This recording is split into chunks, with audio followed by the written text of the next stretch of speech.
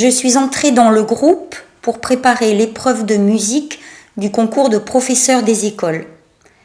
J'ai chanté Maïti Annunsira avec l'accompagnement des 3 autres voix et j'ai été reçue au concours. Au début, je chantais trop fort. Mes partenaires soprani me le disaient. Je me suis accrochée et j'ai progressé. Pour les concerts, les filles se faisaient belles. Maquillage, coiffeur, tenue classique ou tenue champêtre pour chanter Brassens. J'aimais bien l'effervescence dans les loges. Et puis, après plusieurs années, Jérôme, notre chef de chœur, m'a confié un solo, Bagarré.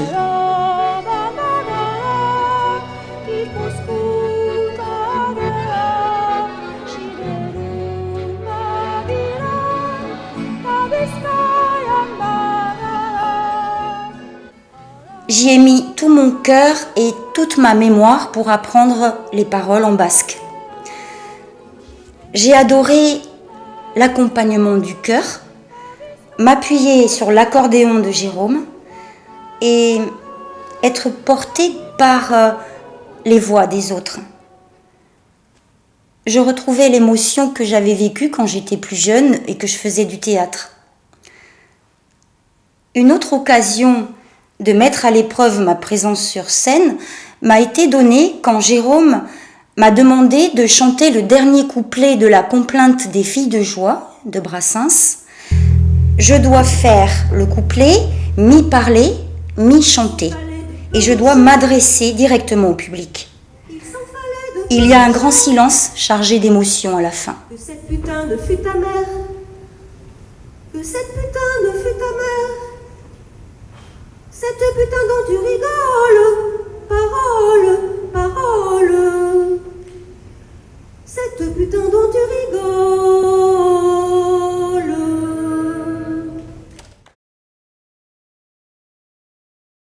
Sinon, j'ai la tête pleine de souvenirs de fêtes et de moments très riches en émotions. Par exemple, la pêche aux palourdes chez notre copine Béatrice sur le bassin d'Arcachon.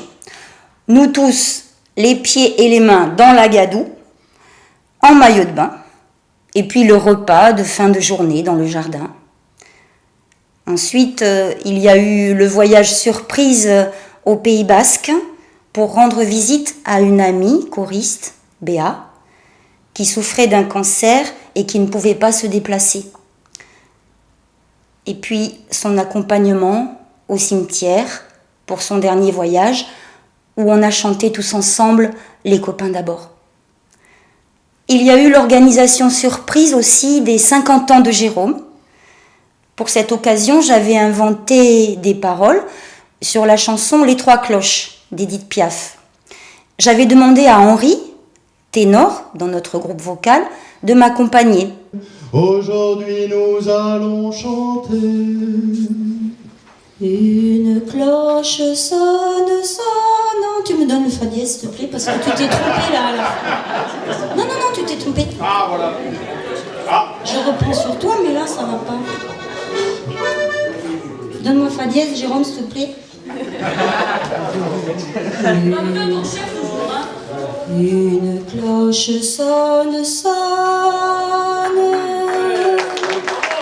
Leur voix d'écho en écho. Merveilleusement, pas tout de suite, Erwan, merveilleusement couronne. 50 ans, il n'y a pas plus beau. Cette journée a été magique, remplie de cadeaux et de poésie.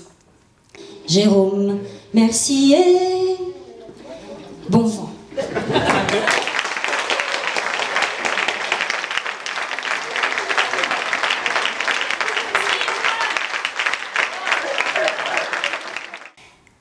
Il y a eu notre voyage en Suède et la chorale suédoise qui nous a organisé une fête avant notre départ dans une grange sur une île. Il y a eu l'enregistrement de notre 2e CD dans l'église de Caillot et notre pique-nique au milieu des tombes. Il y a eu le voyage à Belle-Île-en-Mer, Loulou, autre choriste, très malade, qui joue de l'harmonica dans le bus. Il y a eu la visite à Loulou, aux soins palliatifs où il était, dans les derniers moments de sa vie. Il y a eu aussi le voyage à Paris, sur les traces de Brassens. Nous avons chanté dans le resto du 14e où Brassens avait ses habitudes. Et puis Clément nous a filmés pour ce voyage.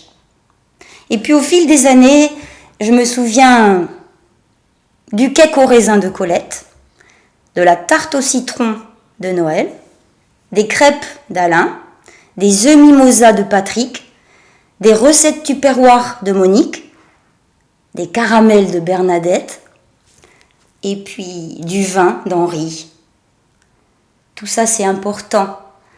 Nous n'avons pas des voix formidables, mais on travaille sérieusement et on progresse grâce à la ténacité de notre chef de chœur, Jérôme. L'ambiance est studieuse et solidaire. Il y a beaucoup de tendresse partagée. On est plus que des copains. On est des amis.